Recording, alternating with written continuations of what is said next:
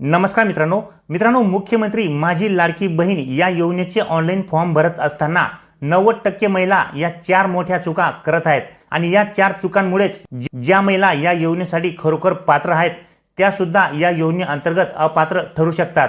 त्यामुळे या योजनेचा ऑनलाईन फॉर्म भरत असताना तुम्हाला फारच काळजीपूर्वक हा ऑनलाईन फॉर्म भरायचा आहे आणि या 4 चुका तुम्हाला कुठल्याही परिस्थितीत करायच्या नाहीयेत, नाहीतर तुम्हाला या योजनेअंतर्गत पात्र असून सुद्धा 1500 रुपयाचा लाभ हा मिळणार नाही। तर कोणकोणत्या या 4 चुका महिलांकडून होत आहेत चला जाणून घेऊया। तर मित्रांनो, मुख्यमंत्री माझी लाडकी बहीण या योजनेचा ऑनलाईन फॉर्म भरत असताना महिलांकडून जी पहिली चूक होत आहे ती त्यांच्या नावाचीच आहे। या ठिकाणी तुम्ही पाहू शकता मित्रांनो, सुरुवातीला महिलेचे संपूर्ण नाव आपल्याला विचारलेले आहे आणि मागे कौसमध्ये आधार कार्ड प्रमाणे भरायचे आहे असे सुद्धा दिलेले आहे। परंतु या ठिकाणी बऱ्याचशा महिलांचे नाव हे आधार कार्डवरती स्पेलिंग मिस्टेक झालेली आहे आणि या ठिकाणी महिला काय करत आहेत की जी स्पेलिंग मिस्टेक झालेली आहे ती आधार कार्डवरती जी आहे तसं न लिहिता त्यांचे जसे ओरिजिनल नाव आहे त्याप्रमाणे या ठिकाणी टाईप करत आहेत। परंतु मित्रांनो, या ठिकाणी सांगितल्याप्रमाणे तुम्हाला आधार कार्डवरती जरी तुमचे नाव चुकलेले असेल किंवा तुमची स्पेलिंग मिस्टेक झाली असेल तरी सुद्धा तुम्हाला आधार कार्डवरती जसे नाव आहे तसेच तुम्हाला या ठिकाणी टाईप करायचे आहे। त्याच्यामध्ये कुठलीही सुधारणा तुम्ही स्वतःहून करू नये, कारण की या ठिकाणी ज्याप्रमाणे पीएम किसान सन्मान निधी योजनेचे झाले होते की ज्याप्रमाणे तुमच्या आधार कार्डवरती नाव आहे त्याचप्रमाणे पीएम किसान योजनेच्या पोर्टलवरती सुद्धा तुमचे नाव असले पाहिजे, अन्यथा तुम्हाला लाभ मिळण्यासाठी अडचणी या येतात। त्याचप्रमाणे या योजनेचे सुद्धा आहे, जसे तुमचे आधार कार्डवरती नाव असेल भलेच त्या ठिकाणी तुमची स्पेलिंग मिस्टेक झाली असेल किंवा तुमच्या नावाचा चुकीचा उच्चार होत असेल तरी सुद्धा तुम्हाला आधार कार्डवर जसे असेल तसेच नाव या ठिकाणी टाईप करून घ्यायचे आहे, जेणेकरून पुढे तुम्हाला या ठिकाणी तुमचे आधार व्हेरीफाय करते वेळेस कुठलीही अडचणही येणार नाही। त्यामुळे सगळ्या महिलांनी या ठिकाणी लक्षात ठेवायचे आहे, जसे तुमचे आधार कार्डवरती नाव असेल त्याचप्रमाणे या ठिकाणी नाव तुमचे टाईप करून घ्यायचे आहे। त्याच्यानंतर मित्रांनो, या योजनेचा ऑनलाईन फॉर्म भरत असताना महिलांकडून दुसरी जी मोठी चूक होत आहे ती अतिशय महत्त्वाची अशी चूक आहे आणि या चुकीमुळेच तुम्ही पात्र असून सुद्धा तुमच्या बँकेत पैसे येणार नाहीत। तर ती कोणती चूक आहे तर या ठिकाणी तुम्ही पहा, अर्जदाराचे खाते असलेल्या बँकेचा तपशील, म्हणजे या ठिकाणी तुम्हाला तुमच्या बँक खात्याचा तपशील द्यायचा आहे, तुमचे बँकेचे नाव, तुमच्या बँकेचा IFSC कोड, खाते क्रमांक आणि खातेधारकाचे नाव।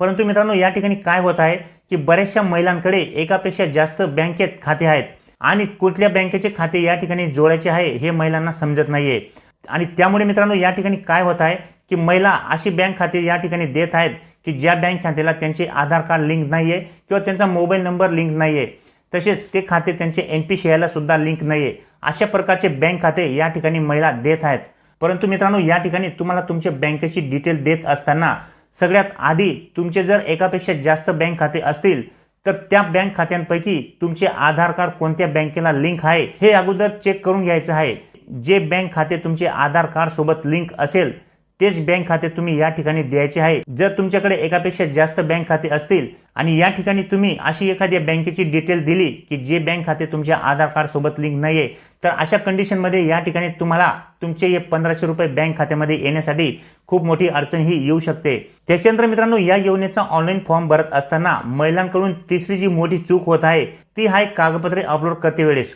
मित्रांनो, या ठिकाणी तुम्ही पाहू शकता आपल्याला या ठिकाणी कोणकोणते कागदपत्रे हे अपलोड करायचे आहे तर आधार कार्ड,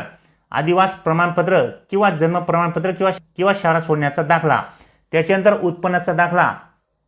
दाखला नसेल तर पिवळे किंवा केशरी रेशन कार्ड सुद्धा चालेल आणि त्याच्यानंतर या ठिकाणी अर्जदाराचे हमीपत्र, हे 4 कागदपत्रे आपल्याला या ठिकाणी कंपल्सरी द्यायचे आहेत। आणि ज्यावेळेस मित्रांनो या ठिकाणी महिला आपले आधार कार्ड हे अपलोड करत असतात त्यावेळेस या ठिकाणी महिला आधार कार्डची फक्त एकच बाजू अपलोड करतात, कारण की त्यांना या ठिकाणी आधार कार्डच्या दोन्ही बाजू एका पेजवर कशा आणायच्या आहेत आणि ते कशा प्रकारे या ठिकाणी अपलोड करायचे आहे याविषयी माहिती नसल्यामुळे या ठिकाणी बऱ्याचशा महिलांकडून ही चूक होत आहे। आधार कार्डची दोन्ही बाजू या ठिकाणी तुम्हाला अपलोड करणे हे खूप महत्त्वाचे आहे, कारण की आधार कार्ड तुम्हाला या ठिकाणी ॲड्रेस प्रूफ आणि ID प्रूफसाठी दोघांसाठी वापरले जाते। त्यामुळे आधार कार्डच्या दोघं साईड या ठिकाणी अपलोड करणे हे खूप गरजेचे असते आणि आधार कार्डच्या दोघी साईड किंवा रेशन कार्डच्या दोघी साईड एका पेजवर आणण्यासाठी तुम्ही पिक्सल लॅबचा वापर करू शकता किंवा ऑनलाईन पद्धतीने सुद्धा तुम्ही गुगलवरती सर्च करून मर्ज इमेज ऑनलाईन अशा प्रकारे सर्च करून त्या ठिकाणी ऑनलाईन पद्धतीने सुद्धा तुम्ही दोघं साईड एका पेजवरती आणून या ठिकाणी अपलोड करू शकतात। त्याच्यानंतर महिलांकडून चौथी जी मोठी चूक होत आहे मित्रांनो ती होत आहे अर्जदाराचा फोटो अपलोड करते वेळेस। या ठिकाणी बऱ्याचशा महिला आपल्या गावापासून दूर राहतात, त्यामुळे काय करतात की ऑनलाईन सेंटरवाल्यांना या ठिकाणी ऑनलाईन डॉक्युमेंट्स पाठवून देतात आणि त्यांचा एक पासपोर्ट फोटो पाठवून देतात आणि ऑनलाईन सेंटरवाले काय करतात की त्या पासपोर्ट फोटोवरून या ठिकाणी अर्जदाराचा फोटो हा अपलोड करत असतात. परंतु अशा वेळी सुद्धा या ठिकाणी तुम्हाला अडचण ही येऊ शकते, कारण की अर्जदाराचा फोटो या ठिकाणी तुम्हाला लाईव्ह अपलोड करायचा आहे, अन्यथा या ठिकाणी सुद्धा तुमचा फॉर्म रिजेक्ट होण्याची शक्यता असते. म्हणून मित्रांनो, या ठिकाणी ज्या काही 4 चुका मी तुम्हाला सांगितल्या, या 4 चुका तुम्ही चुकूनही करू नका, नाहीतर तुम्ही पात्र असून सुद्धा या योजनेअंतर्गत अपात्र होऊ शकता.